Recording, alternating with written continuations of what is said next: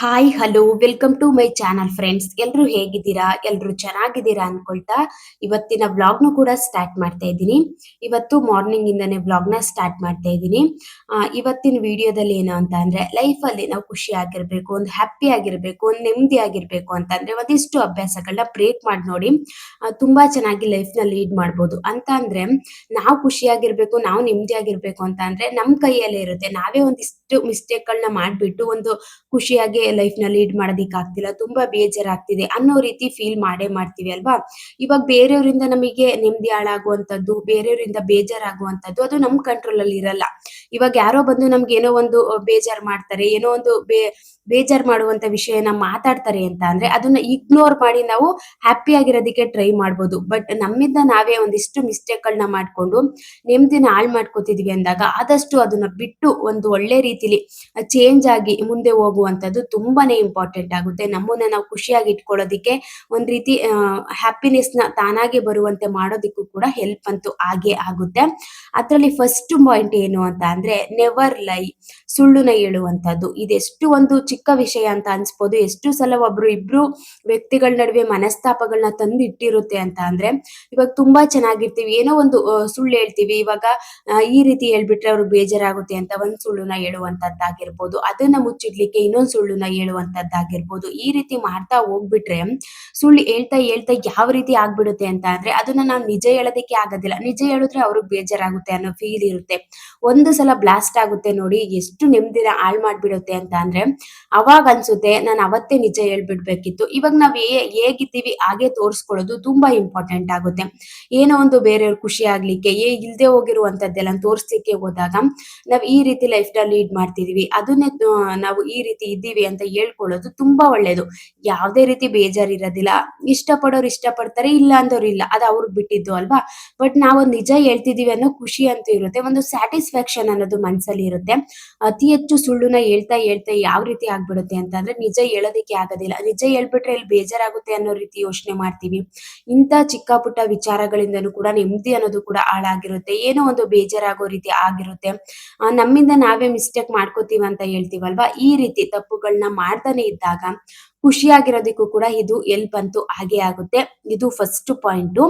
Next point ಏನು ಅಂತ ಅಂದ್ರೆ ಸೆಲ್ಫ್ ಲವ್.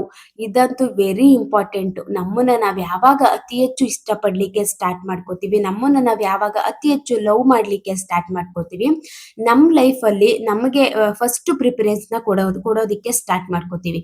ಇವಾಗ ಯಾರು ಅವ್ರನ್ನ ಅತಿ ಹೆಚ್ಚು ಇಷ್ಟ ಪಡ್ಕೋತಾರೆ, ನಾನ್ ಖುಷಿಯಾಗಿರ್ಬೇಕು, ನಾನ್ ಚೆನ್ನಾಗಿರ್ಬೇಕು ಅಂತಂದ್ರೆ ಯಾವ ರೀತಿ ಲೈಫ್ ನ ಲೀಡ್ ಮಾಡ್ಬೇಕು, ನಾನ್ ಖುಷಿಯಾಗಿರ್ಬೇಕು ಅಂತ ಅಂದ್ರೆ ನಾನ್ ಕೆಲಸ ಮಾಡ್ಬೇಕು ಅನ್ನೋದ್ರ ಕಡೆ ಗಮನ ಕೊಡುವಂತದ್ದಾಗಿರ್ಬೋದು. ಏನೇ ಬೇಜಾರ್ ಬಂದ್ರು ಕೂಡ, ಏನೋ ಬೇರೆಯವರಿಂದ ಬೇಜಾರ್ ಮಾಡೋ ರೀತಿ ಆದ್ರೂ ಕೂಡ ಅದನ್ನ ನಾವು ಇಗ್ನೋರ್ ಮಾಡಿ ಮುಂದೆ ಹೋಗ್ಬಿಡ್ತೀವಿ. ಅದು ನಮ್ಮನ್ನ ನಾವ್ ಯಾವಾಗ ಇಷ್ಟ ಪಡೋದಿಕ್ಕೆ ಸ್ಟಾರ್ಟ್ ಮಾಡ್ಕೋತೀವಿ ಅವಾಗ ಮಾತ್ರ ಸಾಧ್ಯ ಆಗುತ್ತೆ. ಇವಾಗ ನಮ್ಮನ್ನ ನಾವು ಅಷ್ಟು ಕೇರ್ ಮಾಡ್ದಾನೆ ಬೇರೆಯವ್ರ ಮೆಚ್ಚಿಸ್ಲಿಕ್ಕೆ ಲೈಫ್ ನ ಲೀಡ್ ಮಾಡೋದಿಕ್ಕೆ ಹೋಗುವಂತದ್ದಾಗಿರ್ಬೋದು, ಅವ್ರನ್ನ ಖುಷಿಯಾಗಿ ಇಡೋದಿಕ್ಕೆ ನಾವು ಲೈಫ್ ನ ಲೀಡ್ ಮಾಡೋದಿಕ್ಕೆ ಹೋಗುವಂತದ್ದಾಗಿರ್ಬೋದು, ನಮ್ಮನ್ನ ನಾವು ಅತಿ ಹೆಚ್ಚು ಇಷ್ಟಪಡ್ದಾನೆ ಬೇರೆಯವ್ರಿಗೆ ಪ್ರಿಫರೆನ್ಸ್ ನ ಕೊಡುವಂತದ್ದಾಗಿರ್ಬೋದು. ಈ ರೀತಿ ಮಾಡ್ತಾ ಹೋದಾಗ ನಮಗಿಂತ ಅತಿ ಹೆಚ್ಚು ಬೇರೆಯವ್ರಿಗೆ ಪ್ರಿಫರೆನ್ಸ್ ಕೊಡ್ತಾ ಹೋಗ್ಬಿಡ್ತೀವಿ. ಎಲ್ಲದಕ್ಕೂ ಒಬ್ರನ್ನ ಕೇಳಿ ಮಾಡುವಂತದ್ದಾಗಿರ್ಬೋದು, ಅವ್ರಿಗೆ ಏನ್ ಇಷ್ಟ ಆಗುತ್ತೆ ಅದೇ ರೀತಿ ಲೈಫ್ ನ ಲೀಡ್ ಮಾಡುವಂತದ್ದಾಗಿರ್ಬೋದು. ಈ ರೀತಿ ಮಾಡ್ತಾ ಹೋದಂಗೆ ಯಾವ ರೀತಿ ಆಗ್ಬಿಡುತ್ತೆ ಅಂತ ಅಂದ್ರೆ ನಾವು ರಿಯಲ್ ಆಗಿ ನಮಗೆ ಏನ್ ಇಷ್ಟ ಆಗುತ್ತೋ, ನಾವ್ ಯಾವ ರೀತಿ ಲೈಫ್ ನ ಮುಂದೆ ಹೋಗ್ಬೇಕು ಲೈಫ್ ಅಲ್ಲಿ ಅನ್ನೋದನ್ನೇ ಮರ್ತ್ಕೊಬಿಡ್ತೀವಿ. ಎಲ್ಲದಕ್ಕೂ ಕೂಡ ಅವ್ರಿಗೆ ಏನ್ ಇಷ್ಟ ಆಗುತ್ತೆ ಅದನ್ನ ಮಾಡೋಣ ಅನ್ನೋ ರೀತಿ ಥಿಂಕಿಂಗ್ ಸ್ಟಾರ್ಟ್ ಆಗ್ಬಿಡುತ್ತೆ. ಫಸ್ಟ್ ನಮ್ಮನ್ನ ನಾವು ಅತಿ ಹೆಚ್ಚು ಯಾವಾಗ ಇಷ್ಟಪಡೋದಿಕ್ಕೆ ಸ್ಟಾರ್ಟ್ ಮಾಡ್ಕೋತೀವಿ, ನಮ್ಮನ್ನ ನಾವು ಖುಷಿಯಾಗಿಡೋದಕ್ಕೆ ಏನ್ ಮಾಡ್ಬೇಕು ಅನ್ನೋ ರೀತಿ ಒಂದು ಪಾಸಿಟಿವ್ ಯೋಚನೆ ಬಂದೇ ಬರುತ್ತೆ. Self love is very important. ನಾವು ಖುಷಿಯಾಗಿರೋದಕ್ಕೆ, ನಾವು ನೆಮ್ಮದಿಯಾಗಿರೋದಕ್ಕೆ ಇದು ಕೂಡ ತುಂಬಾ ಇಂಪಾರ್ಟೆಂಟ್ ಆಗುತ್ತೆ.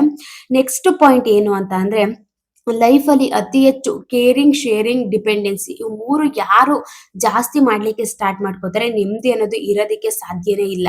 ಇವಾಗ ಒಬ್ರನ್ನ ಅತಿ ಹೆಚ್ಚು ಕೇರಿಂಗ್ ಮಾಡ್ತಿದೀವಿ ಅಂತ ಅಂದಾಗ ಜಾಸ್ತಿ ಕೇರ್ ಮಾಡ್ತಾ ಮಾಡ್ತಾ ಒಂಥರ ಓವರ್ ಆಗ್ಬಿಡುತ್ತೆ, ಅಷ್ಟು ಚೆನ್ನಾಗ್ ಅನ್ಸಲ್ಲ. ಇವಾಗ ಫ್ಯಾಮಿಲಿಲಿ ಒಂದು ಹಸ್ಬೆಂಡ್ ಆಗಿರ್ಬೋದು, ಮಕ್ಳನ್ನಾಗಿರ್ಬೋದು, ಫ್ಯಾಮಿಲಿ ಮೆಂಬರ್ಸ್ ನ ಕೇರ್ ಮಾಡುವಂತದ್ದು ಇದು ಒಂಥರ ನಮ್ ರೆಸ್ಪಾನ್ಸಿಬಿಲಿಟಿ ಅಲ್ವಾ, ನಮ್ ಜವಾಬ್ದಾರಿ. ಅದನ್ನ ಬಿಟ್ಟು ಬೇರೆಯವ್ರನ್ನ ನಾವು ಕೇರ್ ಮಾಡ್ಲಿಕ್ಕೆ ಹೋಗ್ತಿದೀವಿ ಅಂದಾಗ ಅಷ್ಟು ಚೆನ್ನಾಗೂ ಕೂಡ ಅನ್ಸಲ್ಲ, ನೆಮ್ಮದಿನೂ ಕೂಡ ನೆಮ್ಮದಿಯಾಗಿರೋದಕ್ಕೂ ಸಾಧ್ಯ ಇಲ್ಲ.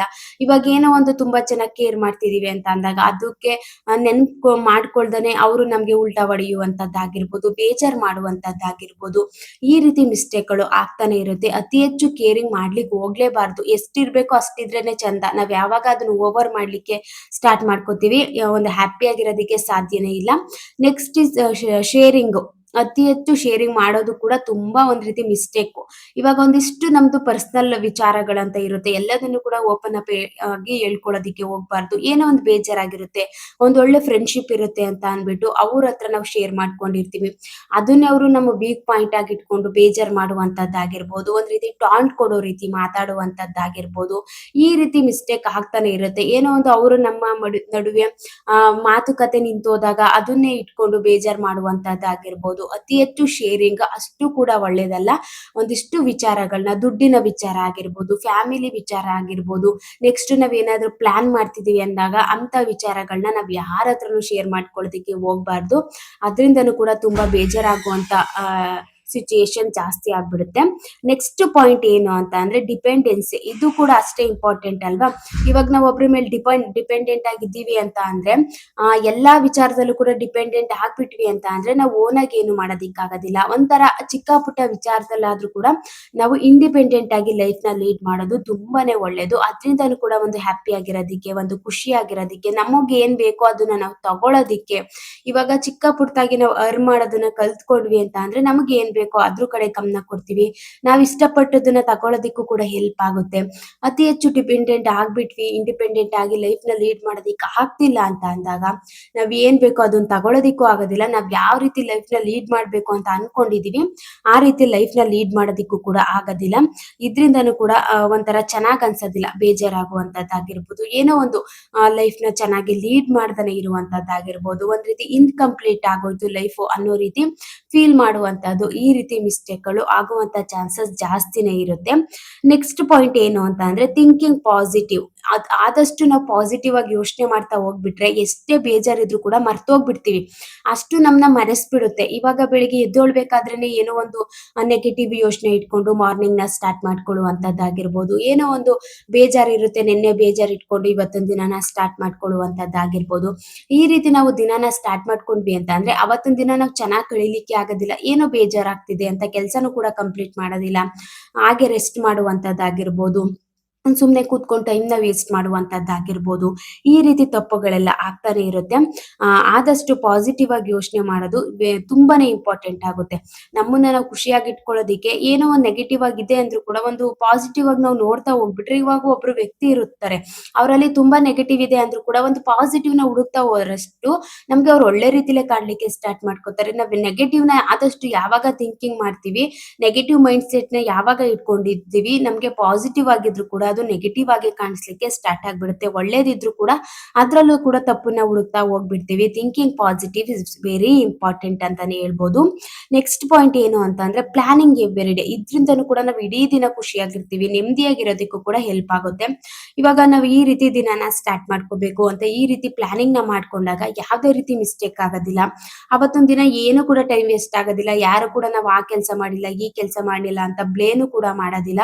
ನಮ್ ಕೆಲಸ ಏನಿದೆ ಅದ್ರ ಮೇಲೆ ಫೋಕಸ್ ಮಾಡ್ತಿರ್ತೀವಿ. ನಮ್ ಕೆಲಸ ಏನಿದೆ ಅದ್ರ ಮೇಲೆ ಕಂಪ್ಲೀಟ್ ಮಾಡ್ಕೊಳ್ಳೋದಿಕ್ಕೆ ನಾವು ಆ ಕೆಲ್ಸದ ಕಡೆ ಗಮನನ ಕೊಡ್ತಾ ಇರ್ತೀವಿ ಅಲ್ವಾ? ಪ್ಲಾನಿಂಗ್ ಇಲ್ದೇನೆ ಡೇನ ಸ್ಟಾರ್ಟ್ ಮಾಡ್ಕೊಂಡಿದೀವಿ ಅಂದಾಗ ಅವತ್ತಿನ ದಿನ ಚೆನ್ನಾಗಿ ಕಳಿಯಲಿಕ್ಕೆ ಆಗೋದಿಲ್ಲ. ಏನೋ ಮಾಡ್ಲಿಕ್ಕೆ ಹೋಗಿ ಏನೋ ಒಂದ್ ಮಾಡುವಂತದ್ದಾಗಿರ್ಬೋದು. ಈ ರೀತಿ ತಪ್ಪುಗಳು ಆಗ್ತಾನೆ ಇರುತ್ತೆ. ಈ ರೀತಿ ನಮ್ಮನ್ನ ನಾವು ಖುಷಿಯಾಗಿ ಇಟ್ಕೊಳ್ಳೋದಿಕ್ಕೆ, ನಮ್ಮನ್ನ ನಾವು ಹ್ಯಾಪಿಯಾಗಿ ಇಟ್ಕೊಳ್ಳೋದಿಕ್ಕೆ, ನಮ್ಮ ತಪ್ಪುಗಳನ್ನ ಸ್ವಲ್ಪ ನಾವು ಕಮ್ಮಿ ಮಾಡ್ಕೋತಾ ಹೋದಂಗೆ ಈ ರೀತಿ ಕೆಟ್ಟ ಅಭ್ಯಾಸಗಳನ್ನ ಬಿಟ್ಟು ನೋಡಿ ಖುಷಿಯಾಗಿರ್ಬೋದು. Thank you.